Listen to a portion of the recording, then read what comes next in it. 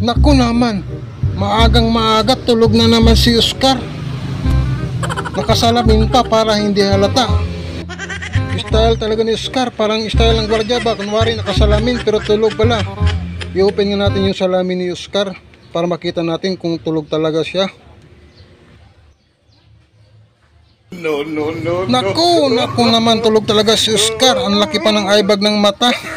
Gulatin nga natin to si Oscar para magising. Oscar!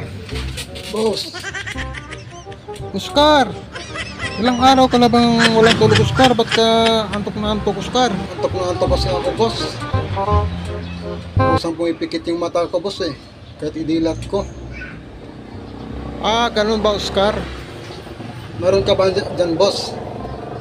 Yung pampatanggal ng antok. Oo, Oscar, mayroon. Hintayin mo ako dyan, Oscar. Gusto mo pala matanggal yung antok mo, ha? Hintayin mo ako dyan. Oscar, saluin mo. Ano to, boss?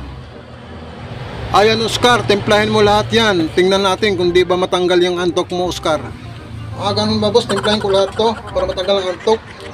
Oo, Oscar. Tanggal tayo ng antok ko nito, boss. Pag dinimpla ko to lahat. So, sobrang dami pa namang diskapin nito, boss.